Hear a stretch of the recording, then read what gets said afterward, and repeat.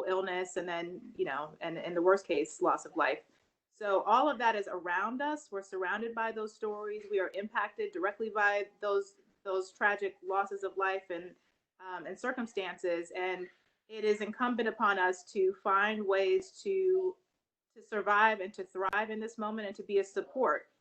All of you as parent coordinators, family leadership coordinators, space staff, myself, play an incredibly important role in helping to support our families who are going through this and our pillars of strength to those that are around us and to our communities. And with that, it's important that we have the tools that we need, that we're focused on this and finding ways to recharge our batteries as we're going through this sort of prolonged period. And so with this, I'm really happy to be able to introduce my colleague, Deputy Chancellor LaShawn Robinson, and her team, who are experts in this. This is what they do during the regular school year, year after year. They're supporting our guidance counselors, our clinical social workers, our crisis teams, who are really charged with finding ways to be a support and to lead our families and our students through challenging times. And so with that, I'm going to turn it over to our Deputy Chancellor, LaShawn Robinson. Thank you so much for doing this for us.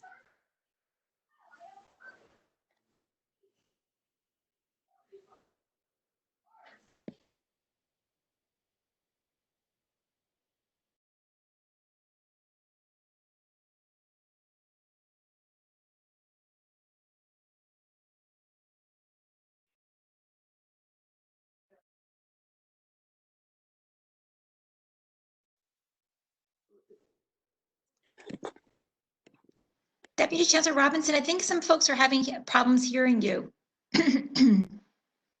Although I don't see you as muted. Are you perhaps muted on your headset?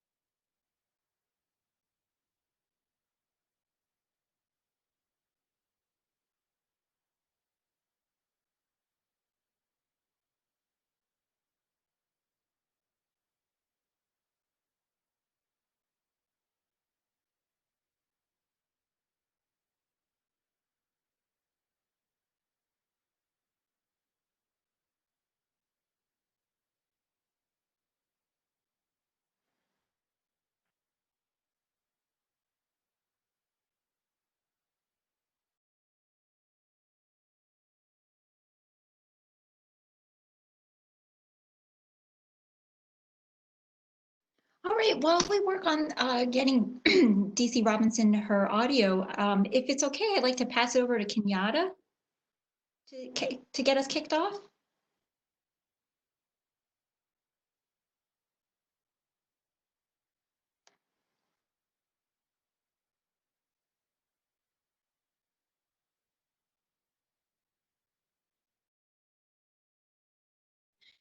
Good afternoon, rather. My name is Elizabeth Stranzel. I'm happy to be here from the Division of School Climate and Wellness, and Kenya early part as we work through some mic. Kenyatta, do you want to introduce yourself?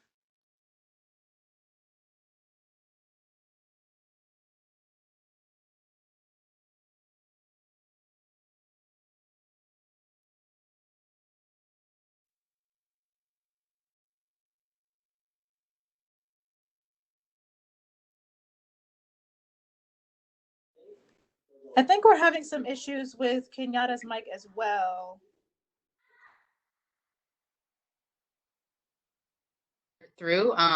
Thank you for having us. We're so happy to be here. This is a great opportunity for us to come together and to support one another through what is a very challenging time.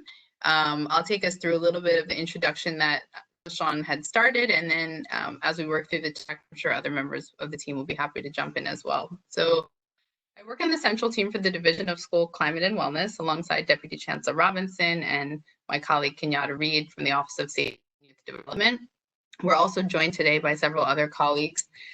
We have Carmen Vicencio-Hine and Josephine Uraza and Jacqueline Jones joining us for the presentation. They are school response clinicians in our Office of Safety and Youth Development, and we're so happy to have them with us. Like Adrian said when we got started, the COVID-19 pandemic has drastically changed our day-to-day lives, and for some of us has caused deep individual harm as well.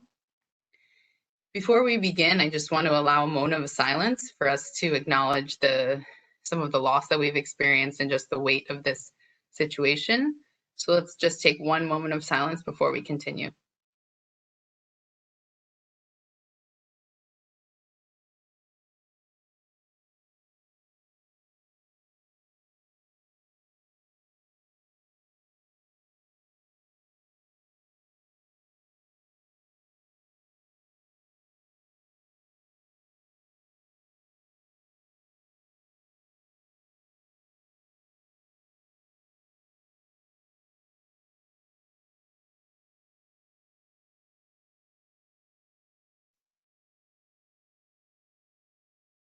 Thank you. Right now, the results of COVID, like many of us as adults, our young people that we care about in our families and in our schools are dealing with significant hardship as a result of COVID. They're dealing with separation from their school support systems, distance in their social relationships, possibly death and loss in their families, and much more. It's difficult for us as adults to know how to ourselves and those we love, especially children. Today, we're going to spend time about why caring for our own emotional health is so important right now, what we can learn from prior traumas that our city has experienced, and effective strategies for supporting the people that we care about, children, families, and educators, as well as what to do if someone requires a little more. When we're really concerned about someone, we feel like we're doing our best to try to support and we just see a need there. We're going to talk a little bit about that and how we can support you in that process. Just for your information, the FACE team is recording today's webinar, like Adrienne mentioned, and we'll have it available after the session, along with relevant documents. So as we move through the presentation, we may make reference to a document or a resource, and we'll make all of that available.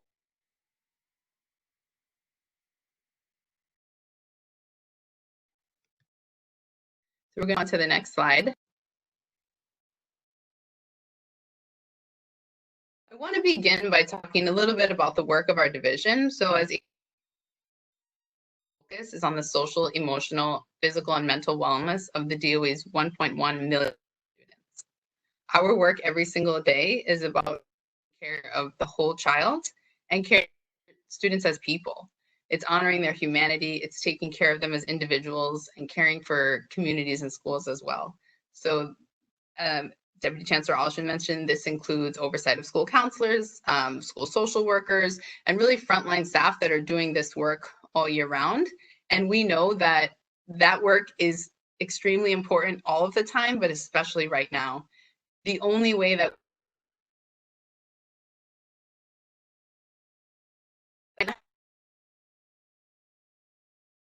COVID is certainly unprecedented, but we do knowledge and experience supporting young people through crisis and trauma. And we're here to offer some of that experience and knowledge today so that we can help one move through these difficult. This is hard. This will continue to be hard, but we are resilient as a people, as a city, as a DOE community. And I hope that part of what you receive today is hope and confidence in our ability to work together to continue to navigate this really challenging pandemic. So I'm going to take us through some of the specific objectives for our presentation and then go into some more details. So broadly, we're here today to share information, strategies, and resources with you and then through you with others that you work with so that you feel empowered to support the people that you care about and the children that you interact with in your schools. So part of that is building our own understanding of what is trauma, thinking about common reactions to trauma and how to respond, and understanding wellness through a tiered model. So what are some supports for some students? What are supports for all students? And then we'll close with a sharing of resources so that you have some very concrete ways to get help or to refer others to help when we get off today. So to inform how we move forward, we're going to take a second to look back for a minute. So why is mental health important? I think we all know this instinctively, but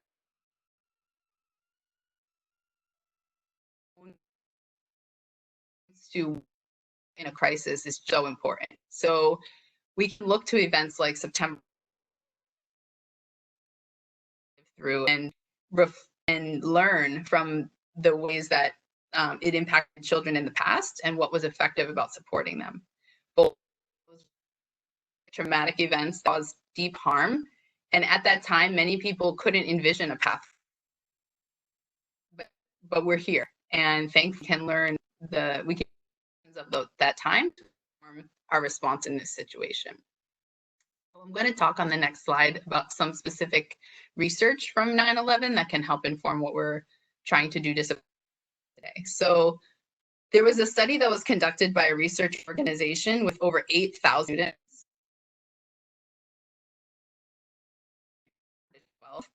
And based on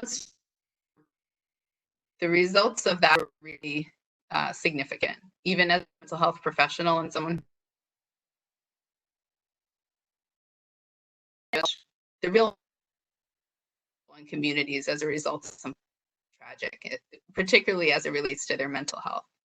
So finding was that nearly 90% of young people reported PTSD symptoms 6 months later. So things like 25% of students having a hard time keeping on things, 24% having problems sleeping, 76% often thinking about the attack, 18% not going to places. Or I think this slide is so powerful because it reminds us, or rather, what many of us are worried about, which is that the COVID-19 pandemic could have really harmful impacts on the children that we care about and serve in your schools if it's properly. So what we is knowing how significant it can be, what can we do about it so that we don't see research that looks like this 6 months from now? So on the next slide, we go into something even more specific about the research study that I think is really relevant, and that is, while there were 90% of young people who reported some type of actually met the criteria for a psychiatric disorder, such as post-traumatic stress disorder, major depressive disorder. What that means is, while the vast majority of us will be negatively impacted in some way, not everyone develop symptoms that progress to such a significant level of impairment. And that's really important because that leads to the need for intervention in a timely manner and being really responsive to young people so that we continue to see very low numbers of students that are impacted significantly. We move on to the next slide. Point. The data makes two things really clear. First is that people in New York City, including children, will be deeply impacted by the COVID-19 pandemic. And this is a crisis situation.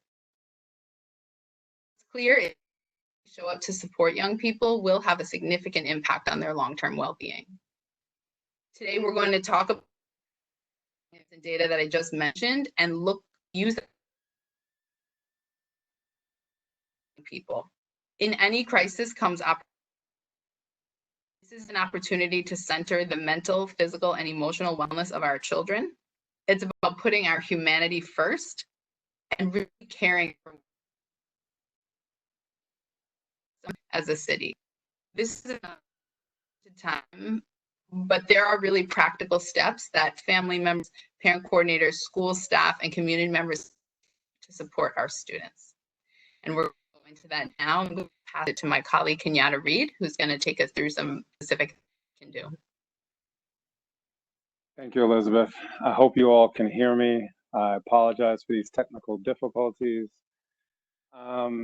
Before I dig in and start to talk about the supportive environment framework that you see before you, I'm going to go a little bit off topic and let you all know that I've been an educator for 25 years, most of that time serving in Bed-Stuy and Clinton Hill. I cannot go downtown without running into like former students, former parents. And it was about 2.5, maybe 3 years ago, I ran into a 20-something-year-old man, full beard, about 6'3", and he's like, Mr. Reed. I was like, looking at him. Said, I'm Veer. I was Veer's 7th grade math teacher. And he gave me the biggest compliment I've ever had. And he said, you know, you helped me be the man I am today.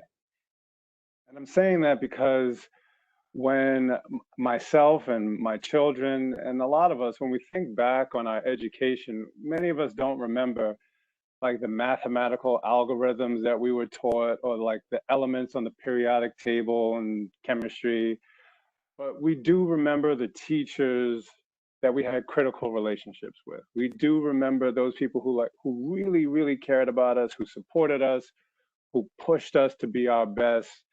That's the important work that our division has been doing. And that's the work that we're continually committed to do right now. As stated before, as a division, we've been prioritizing our students' physical, emotional, and mental health long before COVID. We created this supportive environment framework to outline our commitment to this work and organize it into these 4 significant bodies. And some of you may know some of this work, like I'll work with social emotional learning, whether it be with Sanford Harmony or Ruler, or I'll work with physical education and the health curricula or restorative practices. We do this all because we know that the overall well-being, overall emotional well-being of our children is critical, whether it's for academic success or emotional security.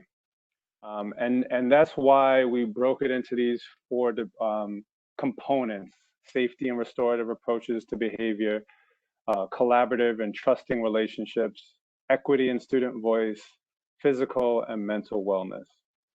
While none of us have lived through a crisis like COVID before, as Elizabeth touched on, we do have the knowledge, expertise, and resources that we can bring to this situation that will help us inform how we care for our students, how we care for ourselves, how we care for our schools and our communities.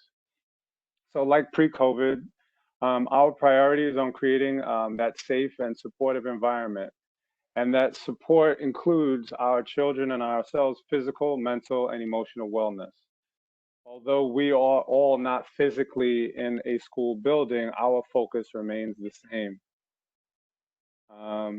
And with that safety, that primary safety of emotional security is going to be our focus of today. And I'm going to talk a little bit about on the next slide how we view this and how we view wellness in a differentiated fashion. One thing I can tell you is that every one of us and every New Yorker has been affected by COVID-19. Whether you know someone who's been ill or unfortunately may have passed on from this or not, everybody's been affected. And every child is experiencing the stress of this, especially when we consider that our children were abruptly separated from their schools, from their peers.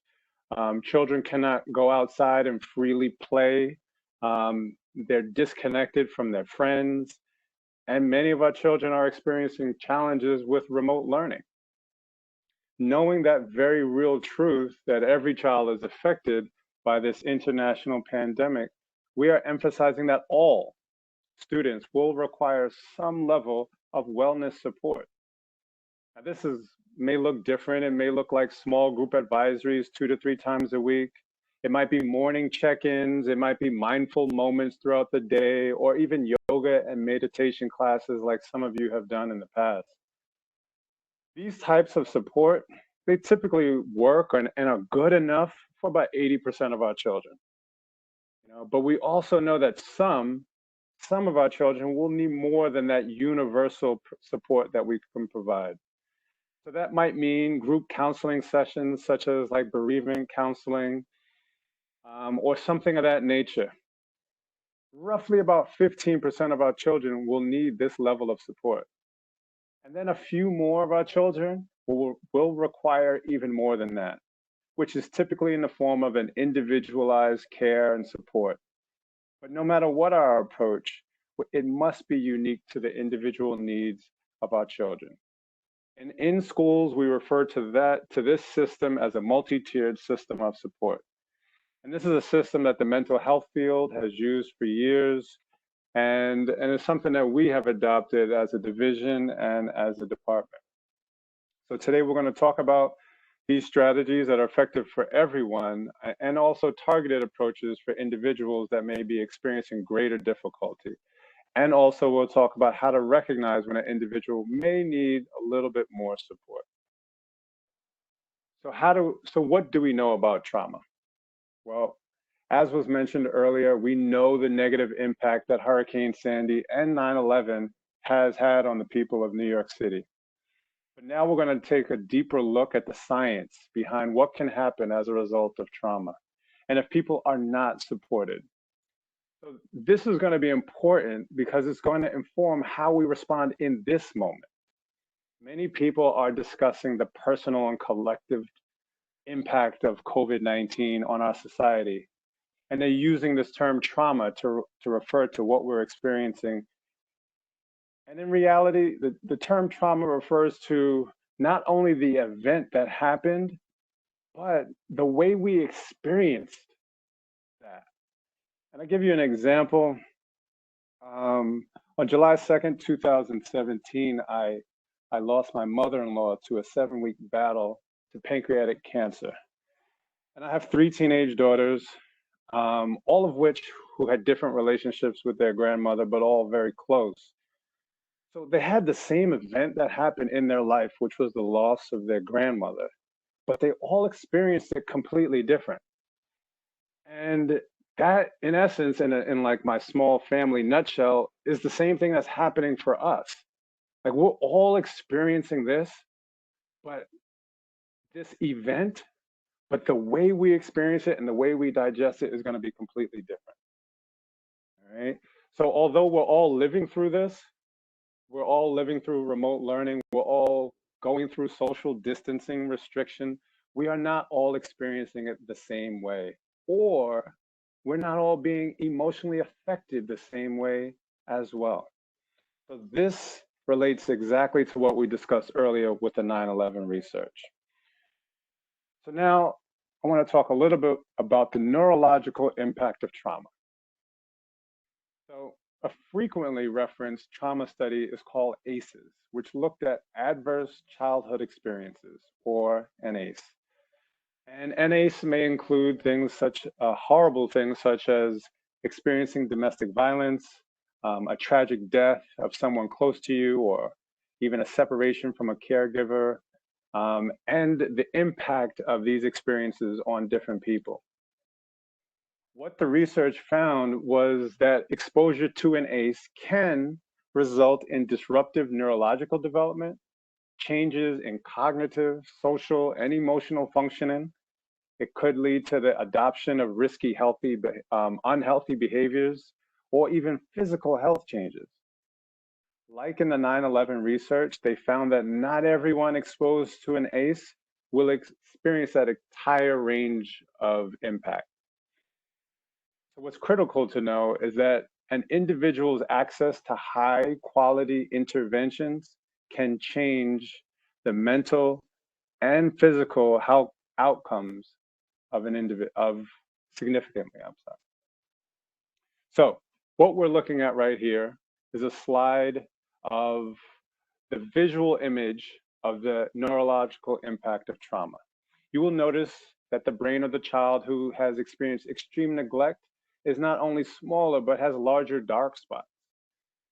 These dark spots indicate a lack of connection and can affect the brain's ability to think critically, analyze information, problem solve, and build relationships.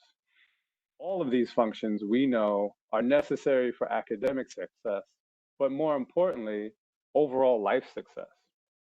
Like shared in the 9/11 research, we found that not everyone exposed to an ACE will experience the entire range of impact, and the individual access is critical, which is why social, emotional, and mental health is central to the work that we do as educators and community servants, and the work that we do even as family and community stakeholders.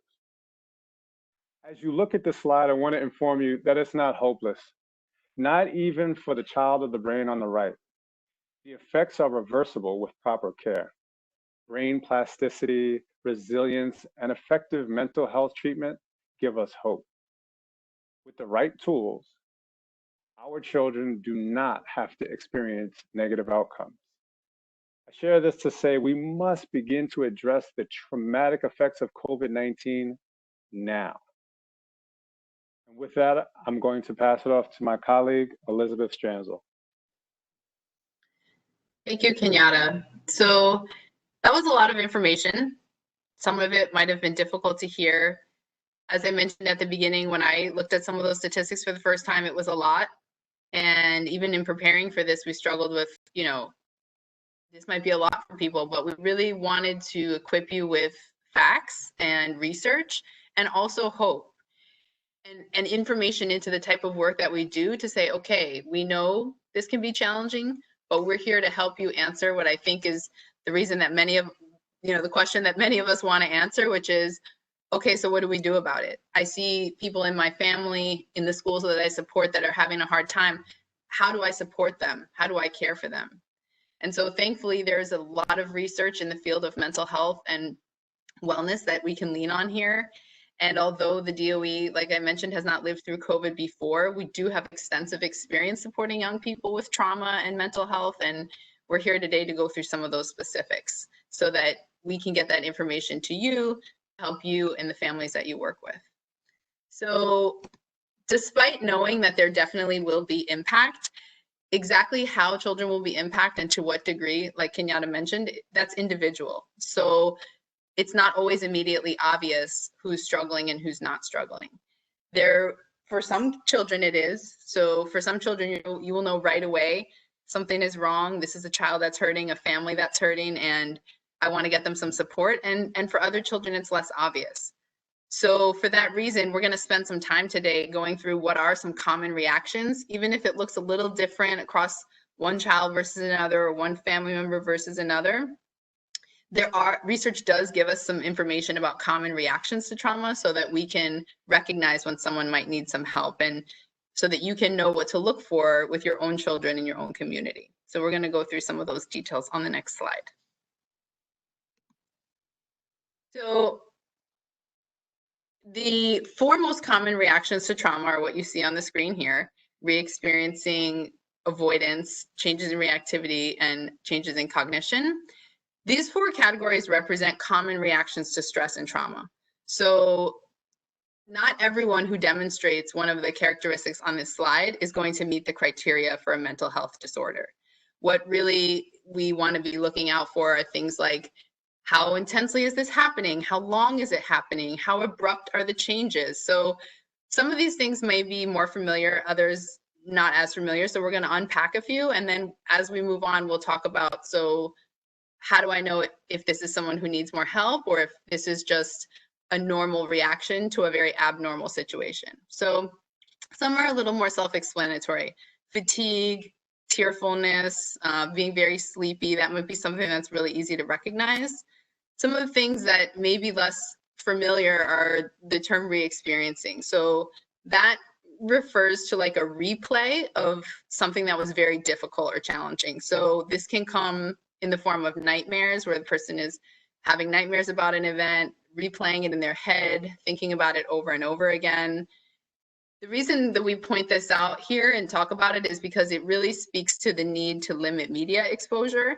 So to the degree possible, you want to avoid having young people watching really difficult stories or news headlines as much as possible, because that can lead to kind of this replaying, or that can be triggering for some people. Avoidance I wanted to talk about a little also, because this can be a little tricky to figure out. So some people may just be really reluctant to talk about what's happening, either because they're very young and they don't have the language skills. I have a 4-year-old daughter who definitely is impacted by COVID and wants to talk about it, but really doesn't always have the language skills. So for her, sometimes it comes out in the form of tearfulness or, just not really being in the same mood. And so sometimes she just doesn't talk about it. I think she doesn't always know how. Other people may resist talking about it because they may feel like, if I open up, all these big feelings are going to come out and I don't know how to manage them. Or perhaps they're just not comfortable talking to other people about how they feel. They may feel ashamed or nervous. So that is another very common thing to consider. I want to really emphasize here that experiencing some of these characteristics, like I said, can be a normal reaction to a very abnormal situation. So just because you notice that a child is somewhat tearful or, you know, a little bit moodier does not automatically signal a really significant mental health problem for which you need help and intervention. However, these are only guidelines. So if you are concerned about a child that you care about or a child in one of the schools that you support, I would recommend that you reach out to a licensed professional. The city and the DOE system have many professionals that are available to help you. One thing you could think about if you're not sure is, well, how drastically does this differ from this child before? If you have a child that used to love to read or listen to music or, you know, was into athletics and suddenly they're not interested in that at all, or you see drastic changes in behavior, that's definitely an indication to reach out. If you're seeing some of this and you're not sure, you reach out. There are professionals available. They can help you navigate some of that. Well, I don't know, this is what I'm seeing, I'm not really sure, and they're available to support you, and we will go through some very specific resources in a few minutes. And one last point I want to make on this before we move on relates to culture. So some of how young people respond to trauma, and adults too, depends on what their cultural norms are related to significant events, emotions, communication, relationships. In my family, for example, if I were living through COVID-19 as who I was as a child, it was not a norm in our family to discuss emotional topics. So I would not have gone to my parents and said, I feel nervous, I feel scared. That just wasn't a norm for us. We really just didn't talk about emotional things that much. We talked about more like practical, did you do your homework? So if you know that about your own family or a family that you work with, you want to take that into consideration as you think about these reactions, because children may not come to you with stuff either, you know, depending on what your norms are around discussing difficult topics or any possible stigma or thoughts associated with mental health or just expectations in terms of communication. So as you're thinking about your own family, your own children, and those you work with, you want to take some of that into consideration as you're determining, you know, how to support and what to look for. If this were my parents, they would have had to ask me some questions. I wasn't going to offer it up. But in another family, maybe they do talk about it all the time, and then you're just listening kind of for what they say. So it's important to consider the context of the individual and the family system when we're making, you know, some of these determinations about what's happening. On the next slide, we're going to think about some helpful responses. So through research and through our own experience, experts in the field have organized really helpful information about what to do as well as what not to do. So we're not going to go through every single bullet on the list. You will have access to the PowerPoint afterwards. I just want to highlight a few of the big ones and talk through some of those. So I think if I were to summarize, the most helpful thing from the what to do is just to be as open and supportive as possible. So listening to really learn, trying to find out what your child's fears or concerns might be. If they do share, making sure that you validate that and that you empathize. And if they're fearful about something, wanting to try to be supportive without giving any false hope. So when my daughter joins the Google Meets with her class in the morning, she loves it. And then as soon as we end the meeting, she cries because she misses her class. And I wish I could tell her, yes, you're going to see Miss Lacey next month and she's so excited to see you. But that's not true. So I have to find a way to offer her reassurance that's honest and to be able to say, yeah, that's really hard. And I'm so sorry that you miss your class. I don't know when we're going to go back to school, and I don't know exactly what it's going to look like, but I can help you and we can work together on making sure that you feel comfortable whenever that is.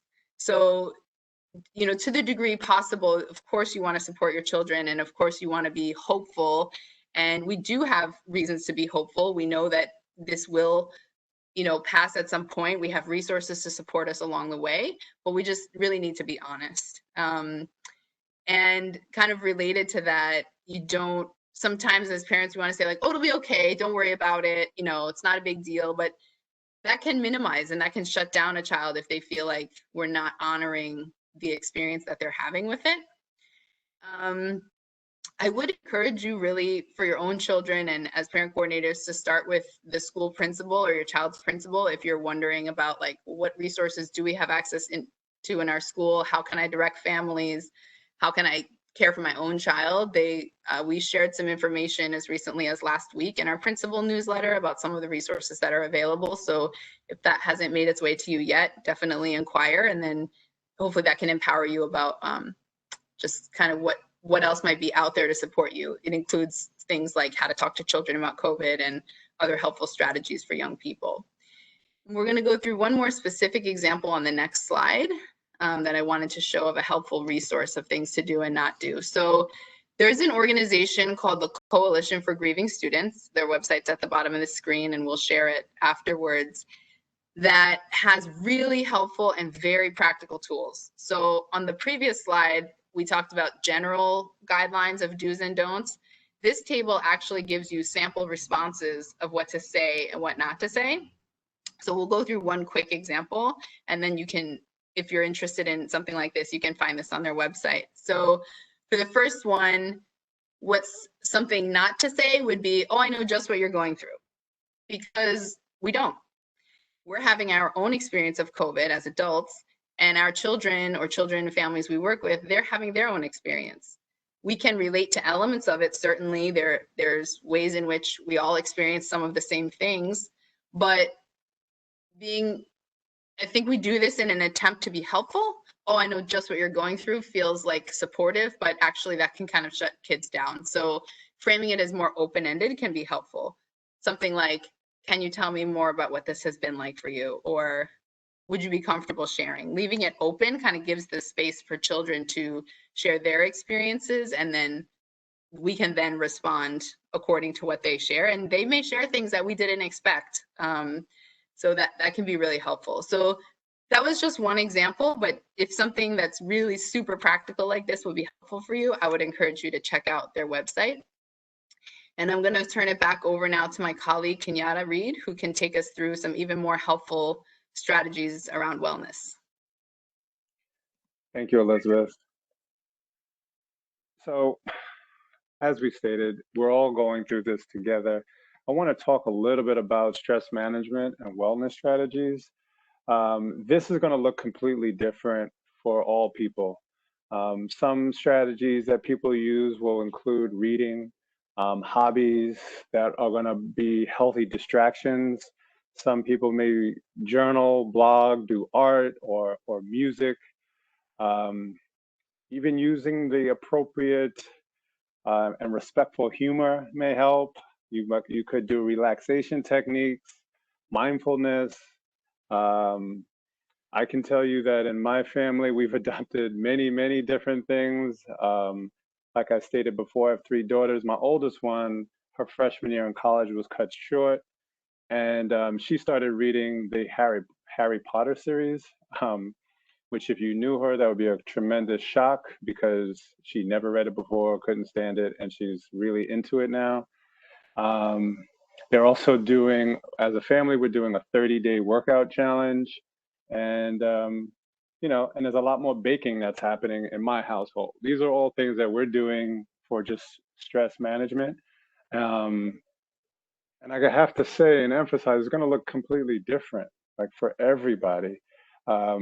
Honestly, last night for my family wasn't a good night. Like we were very stressed, and what we had to do was after dinner just stop.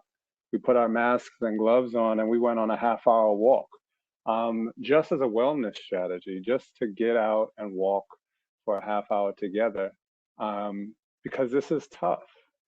This is really tough. And there are many of these mental health activities that we have included in our Wellness Wednesday guide that was provided during spring break. And if you didn't see that, we'll throw it in the chat. It's called Learn at Home. This way you can have access to it for the school communities that you work with. Um, Something else that's very, very important at this time is that we need to establish routines for ourselves and also the people that we care for. We should be allocating time to work on projects with our families, and this is something that you can suggest to families you serve. Something again, my family, I have family all over the country. We started doing Zoom as a family on Sunday evenings. Um, and really, really important that I want to emphasize is let's minimize triggers. And for me, it was minimizing how much news and social media I was digesting because we all know it's on 24 hours. So that is something else that we have to be mindful of how we're doing this. Ultimately, I just want to emphasize that a critical part of this journey is figuring out what works for you, what works for the families that you serve, and the children that we all collectively care for. Um, that is the most important thing. And as I am learning through this process, like what was working for my family on Sunday, we needed to do something completely different yesterday. But we knew we had to talk about it. We knew we had to deal with it. And you know, my two youngest, they just walked. They didn't want to talk about it. They didn't want to do nothing, but they just walked. And so it's not always talking, but it's just doing a different strategy. So what does trauma-informed care actually mean? So today, we're not going to be able to cover trauma in depth. I mean, that's a very, very specialized topic, and we're going to be offering many more sessions to all of our DOE employees. But what is important to know today is that there are broad categories of effective trauma-informed care. These three broad categories you see on the slide before you, which are creating a safe environment, supporting and teaching emotional regulation, and then lastly, building relationships and connectedness. So some examples may be like if you're talking to your child about how they feel and working to build coping strategies, then we're building relationships and connectedness and supporting and teaching emotional regulation. So if I'm sharing honest and appropriate information with my child about the necessary COVID precautions, like before we went out, I said, look, we're putting our gloves and masks on, then I'm making sure not to create a heightened anxiety or fear, but I am creating a safe environment to discuss what is going on in the world around us. So a question that I myself and I have, and many folks have asked our division is, well, how do we get more support? I think even more important than that is, well, how do I know when somebody that I care about may need more support? What happens if these wellness strategies such as, you know, baking and yoga and reading and blogging is not enough? And what do we do then? So there are many things to consider when tackling that question. Let me go back and just, you know, as we discussed with the ACEs model and 9/11, not all people are going to respond to the same event in the same way. Some people will benefit from wellness strategies and they don't need anything else. Like that's just it. And others will need a whole lot more. Children and adults that have been dealing with anxiety, depression, or other mental health issues before this pandemic will have a more intense response to the pandemic than those that did not. The same is true for children who have experienced other past trauma. You know, similarly, those most directly impacted by the pandemic, such as if there's a loss of a family member, a loved one, maybe heightened financial instability, they are also more likely to have a greater impact and thus require more specialized support. And in addition to understanding a child or even adult's prior history, if you notice any of the following, you may want to seek consultation or look for additional support. So that would include abrupt changes in affect, mood, or behavior, the failure to respond to support or any type of engagement if you were to reach out to them and try to connect, or even psychosomatic symptoms. So a psychosomatic symptom is, I'll give you an example. When I'm stressed, I get pain in my shoulder. Even though it's a mental stress, I get physical pain. So that's what a psychosomatic symptom is. It's like a physical reaction to a mental stress. So ultimately, the things that we want to consider are above. It's do they have pre-existing mental health concern? What degree of impact has this pandemic had on the individual? Have there been abrupt changes in affect, mood, or behavior? And have they not responded to any kind of outreach or support? Now I'm going to turn it back to Elizabeth. Thank you, Kenyatta. So whether it's the general wellness strategies that Kenyatta described or more specialized support, we really want you to leave here feeling empowered, like you have strategies to use with yourselves, with your children, and with the families and communities that you support. Kenyatta offered some really valuable strategies about that baseline level of care, the what does everyone need, what would benefit everyone. And what we're going to talk about right now are some of the more specific and targeted supports for people that need just a little bit more support. So we're going to share some local and national resources that you can access. So locally within the Department of Education, your child and the children at the schools you work with continue to have access to many of the same social, emotional, and mental health supports that they did before COVID. They just now look a little different because we're in a virtual space. But first would be the school counselors and social workers. So I would start there if you know of a student or family that needs some support and see how they can be of assistance. Social workers are still doing therapy virtually. Counselors are available to support. So that would be kind of your first stop after the principal, that is, and just getting the general sense. I think following that would be counselor and social worker. And then after that, the DOE has a variety of different supplemental mental health supports that are available in some schools and not others. And each school kind of has their own combination of services. So you would want to confirm with your school principal if you're not sure whether or not this is available, but just give you a sense of some of what is available. So there are certain schools in the DOE that are designated as community schools, which means that they have very comprehensive partnerships with community-based organizations, and those organizations have social workers, mental health services, sometimes mental health clinics, and they are continuing to provide very robust and very helpful resources for students and families. So that's something to be aware of. We have programs called Bridging the Gap Social Workers that are specifically for students in temporary housing, and they are providing a lot of very valuable support to some of our most vulnerable students right now. School response clinicians, we have Carmen, Josie, and Jackie on the line today to help with Q&A. They're school response clinician supervisors, and they supervise clinicians that support all across the city in crisis situations with short-term crisis response, as well as connecting children and families to longer-term care. So that's another layer of support that's available. And there are a few other Single Shepherds program and also borough offices. So each cluster of schools is part of a larger borough office where there are crisis, climate, and counseling managers that are available to support schools and school staff with resources, and then in turn make those resources available for families. So just wanted to give you a sense of kind of the scope of support that's available even just within the DOE for that.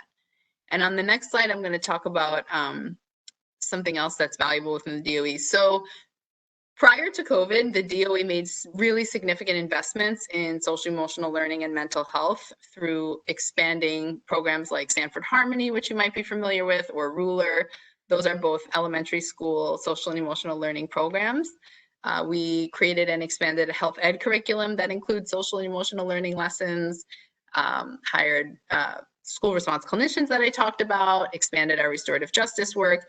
The reason why I'm talking about that now is because these examples are great school-based examples of like the wellness strategies that Kenyatta was describing. So at your house that might look like exercise and baking and talking or journaling. There's also a foundational level of support that is available in schools, even though we are in remote learning, and it's also available in rec sites. So there are resources available for staff through the Teach Hub and through other places where it might look a little different, but schools are still using Sanford Harmony through remote learning. We have schools still doing ruler activities at rec sites. So that foundational support continues to be available for young people, even if it looks a little bit different than it did before. So that, in combination with some of the more specific clinical resources, give you an idea of just what's available within the DOE. And now we're going to transition to talking about some supports that are available for the city of New York. So NYC Well is New York City's primary hub for mental health support. They have very comprehensive services that are available 24/7. They're confidential, they are free. They can support with translation and services in up to 200 languages. They even have apps to support mental health and wellness, and they provide a range of really helpful services right now. So everything from in the moment crisis counseling, like you call them up because I'm super concerned about this thing that just happened, I don't know what to do. They can support you like with the in the moment conversation, as well as short-term counseling if you need something short-term, or a family that you work with needs something short-term, as well as connecting you to more long-term care. So you can contact them by calling on the phone, by texting, by going, they have a chat feature in their website. I would really encourage you to take advantage of this and to recommend this to families that you work with, because they have really valuable supports available. I'm going to talk next about another city resource called Help Now NYC. So NYC Well is specific for emotional and mental health services. The Help Now NYC does have an emotional component, but they also just offer other really helpful resources that kind of are connected to that. So employment, meeting basic needs like medical assistance, food assistance, healthcare, all of the things that in this pandemic are challenging for a lot of people and families and can use assistance. I would encourage you to check that out. And then just wanted to point to one national resource that we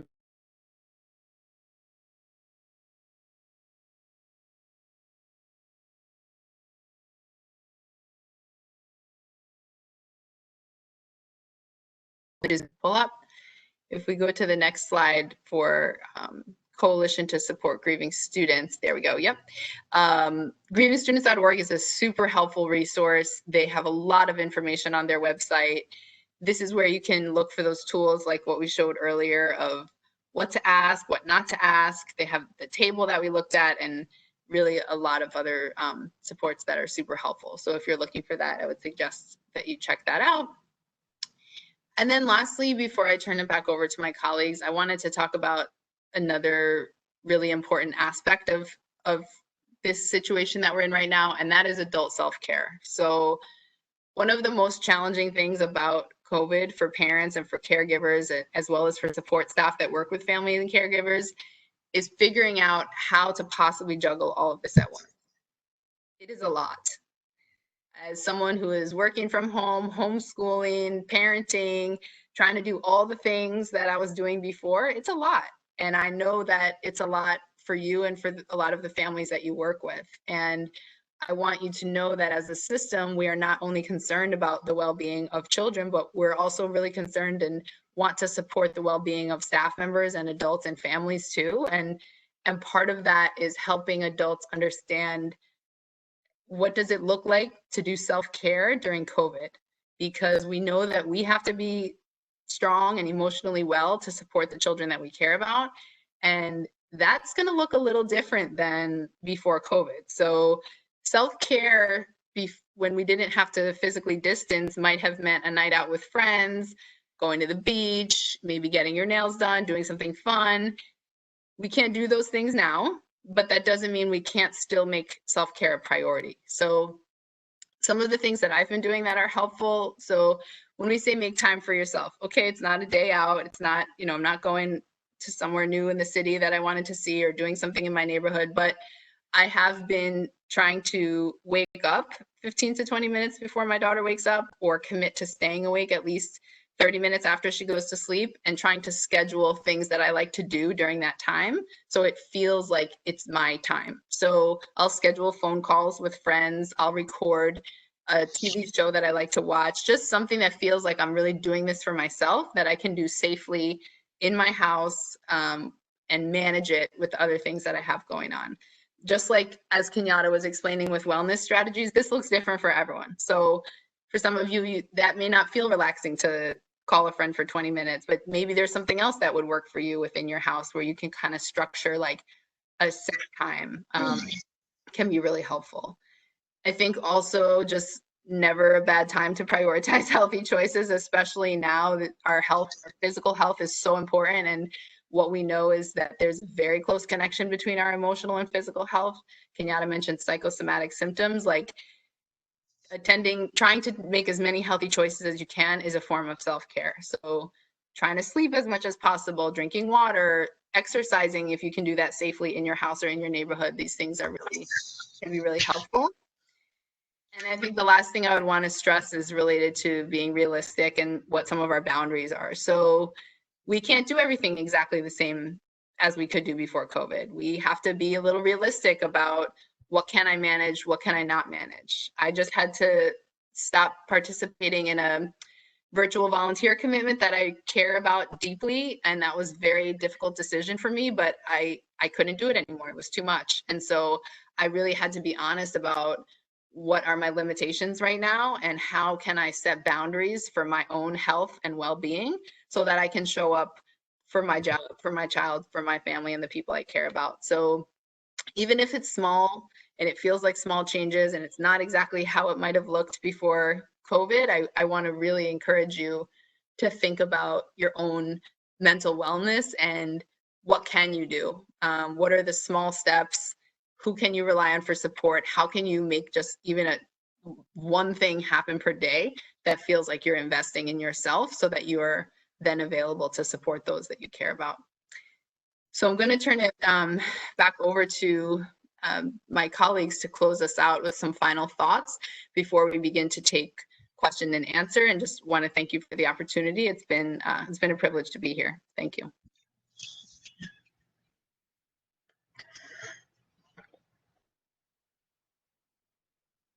So this has been a lot, and we've kind of navigated our way through many technical difficulties. I know our Deputy Chancellor, LaShawn Robinson, is on the line with us, but she has continued to have technical difficulties. Ultimately, before we get to start questions, I need to emphasize some of the things that we discussed today, which have been the impact of trauma, common reactions and effective responses to trauma, as well as the importance of coping skills and strategies for recognizing when we ourselves and the children we support need more. Ultimately, we have to be in this together. Like, we all realize that this is not going to be easy. This has not been easy. But we have to prioritize our health. And that health is our physical health, number one, but also our mental and emotional health as well. We shared a lot of research, expertise, and experience, which is guiding us along this uncharted path. Ultimately, I have to stress that we are here for you and with you. This is not going to be an easy journey at all, but collectively together as a village, we can do this. So with that said, we're going to transition to our question and answer portion. And we have several clinicians from our Office of Safety and Youth Development